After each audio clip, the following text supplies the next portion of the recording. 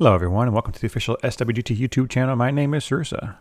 It's been 3 weeks since the last video, and if you've been following the SWGT Discord, you'll know that it's been very busy. SWGT version 5 got announced, the server platform has gotten completely upgraded and replaced. We have a brand new session affinity that has been ripped and replaced. There's a brand new caching infrastructure. There have been some plugin changes. Oh, and let's not forget about all the updates. So let's dive in and take a look. All right, so first and foremost, the SWGT server platform update. So why was there an update, you're probably asking? So Amazon has been making a lot of cost changes as far as how servers are charged for, and then auxiliary services, like now they charge, or they're going to be soon charging for each IP that is being used on external facings. They've changed the way they are billing out for the input and output transactions on the overall database servers, and so a lot of this stuff has to be upgraded because, in order to keep those Patreon tiers at their current price points, I have to make changes so that system is, of course, better than what we have today, but it is, of course, keeping at the same cost that it is today. So what specifically changed? So Amazon AWS is now requiring MySQL 8 in October of this year. So in order to get ahead of it, I have gone through and upgraded all of the database and all of the databases rather to UTF-8 MB4. So that happened back in early January. All of the web servers have been upgraded from Tomcat 5.5, I think it was, to Tomcat 9. The Java backend has been completely upgraded up to the latest.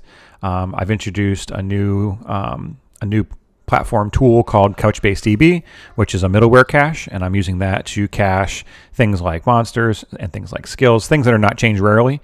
But still, if I don't have to query our actual database, then it of course saves those IOPS as well. And then last, the session affinity has been ripped and replaced. Again, getting away from database traffic and using that cache more. So it's a huge update. It's been 3 weeks of lots and lots and lots and lots of changes. But I'm sure if you're using the platform regularly, you've felt that the whole system is a lot more snappy. It feels a lot nicer, and things are running a lot better.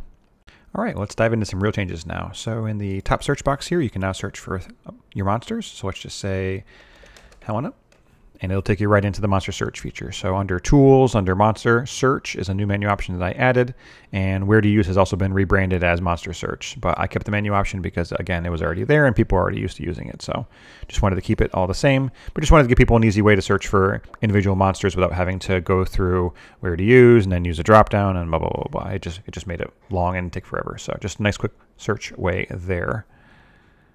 All right, now switching over to Artifact Monster Finder. If we go to Tools and Artifact Monster Finder, there was a bug in here where if we chose, let's say, an artifact that had, I think Accuracy Skill 3 is for the Twin Angels. Yeah, so the Twin Angels were getting extra accuracy. It was basically, instead of doubling it, because they technically have 2 skills, it was actually tripling it.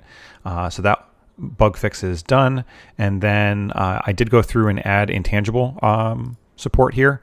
So that way, if you had an artifact that you found as a part of your recent artifact drops, I did go through and add in support for the intangibles. So if we go to intangible and we pick a stat, I won't worry about that stat. That stat doesn't exist anymore.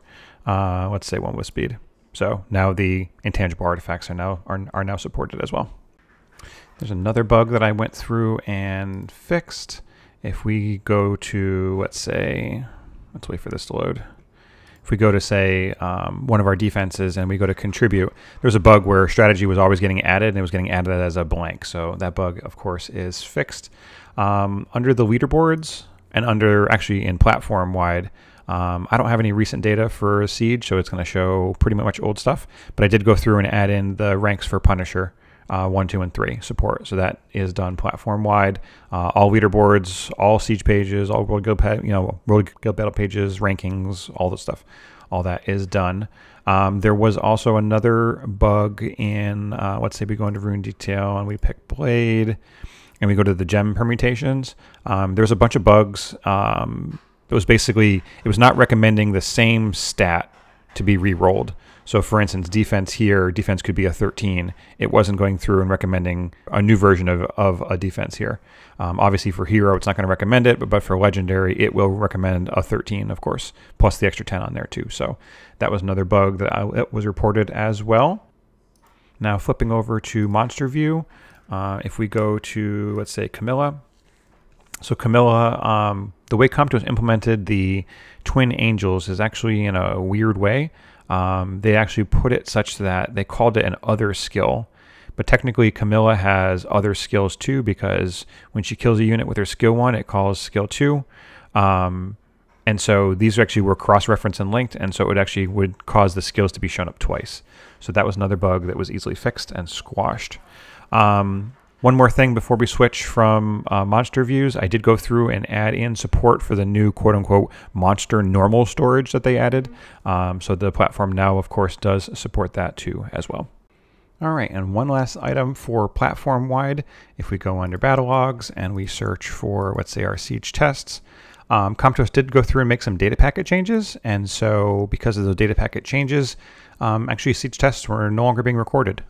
So I am working on World Guild Battle tests too. That's actually now supported. It's in testing. There's a lot of work to be done before that is supported too. But for right now, at least siege tests are now back up and running. And that actually ties us into the next line, is the plugins. So the plugins, there's been a lot of changes, both on personal and on guild. So I'll link the description down below, both for the guild plugin and for the personal plugin. I heavily recommend that everybody please go through and update their plugins to the latest. There are lots of bugs now that Comptos has introduced. They've been essentially modifying packets for their JSON packets midday, which has been weird. Typically right around like 3 or 4 p.m. my time, I was started to get messages almost every single day, the entire week this week, of just this stuff no longer works, or this is now getting an error. So there has been a lot of rollouts and a lot of updates. I think I went through and did, 5 plugin updates this week. So it's been a little bit gross. I'm sorry everybody has to manually update these, but in order to keep things running, I don't get any notice from Comptos. They don't tell me anything. I have no real contact anymore. My contact has kind of vanished a little bit. So at this point, we have to just keep things working and keep things running. So the changes have to get made. All right, now changing over to SWGT Personal specifically, if we go to Rune Detail, you'll notice that under the set, there used to be top 100 as not like a subcategory, but you'll notice at the bottom, I actually added in the bottom runes. So if I wanted to say, show me my bottom 50 runes, these are my bottom 50 runes, regardless of set. Just the same way that the top works, this is now working in the opposite. I did go through and add the same thing to artifact side, so that way if you want to search for your worst artifacts to go through and sell. Obviously, Comptos has made changes in the past as far as the lines go, so some of those older artifacts are garbage and you should probably sell them. Unless you don't have anything better, then please don't sell them. But anyways, that is on both sides too there as well. I did actually go through and add markers now. If we search for, let's say bottom one, let's say bottom 50, and then I want to show the ones for regem. So I did actually go through and add in the rune markers. If you hover over it, it'll tell you what it is. The same as it is in game. In game doesn't show you what the actual name is. It only shows you on one small maintenance screen.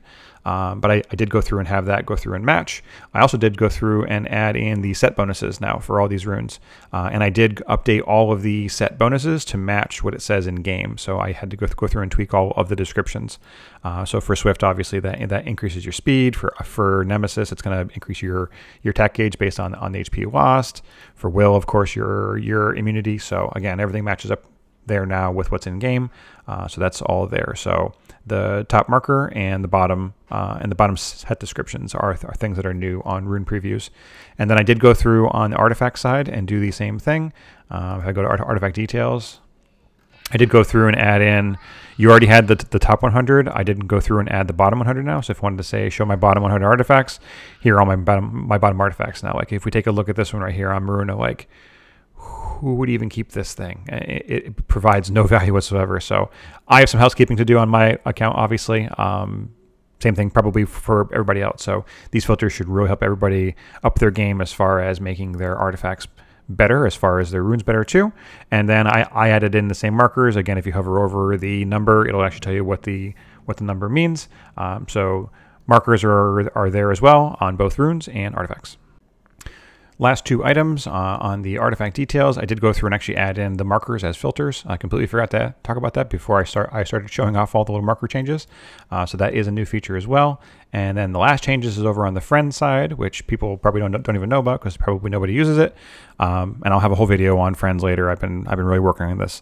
But for instance, if we look at my friendship with Grom, there was a bug where it would allow me to change these. It's not allowing me to save it, but it allows me to basically toggle them. So it's just a visibility thing.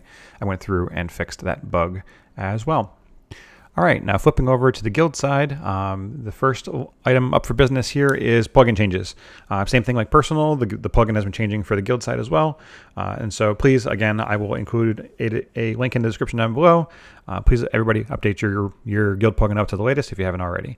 The next one is going to be under Team Builder. So if I go under Guild and under Team Builder, and let's say I go into this one, the test for demo, and let's say I go to Teams and I go into this one, assign players, and let's say I want to assign new players. I did go through and add column sorting. Somebody had asked me, hey, can you add in some column sorting so I can sort by name or the number of assignments? I want to assign people that don't have more assignments, so that way everybody can sort of get the same number of assignments. So that was a nice little change and tweak there as well. And then the last one will be under, if we do Siege Season 13, I think I have data on my local test server here.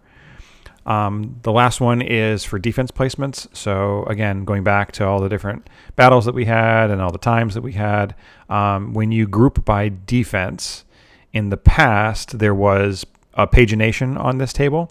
And so when you sorted by the best, it would only sort that current page. And this is a bug with the tool that I use to make these tables nice and pretty. This is actually a tool called Data Tables. I reported the bug. I don't know if they're ever going to fix it or if that's actually expected. But anyways, long story short, I did go through and change it. Essentially what it does is it turns off pagination. So now all your defenses will show on the entire page instead of having your pagination. So for instance, if we come back and do no grouping, you'll see that the overall pagination comes back so you can step through all of the different pages. But when you do a grouping by player, for instance, that pagination turns off and then your page extends as far as length goes. But then you can do your actual sorting to see who is the best as far as the win rates go. And these sorting will sort at the group level as well as on the individual. So for instance, if we look at this guy Badowny, he has a 33% win rate for the season, and then you can see which defenses are his best performing ones. So for instance, here is one of his really good ones. Again, this is all old data from back in September, so it's not like I'm leaking any critical information, but that's how all of this works now as well. And that's it for today. I just wanted to say a thank you to all the Patreon members who subscribe to SWGT and to all the people that constantly give feedback about the platform. It's only through your support and efforts that SWGT is what it is today. And I've said it before and I'll say it again. We all make SWGT better together.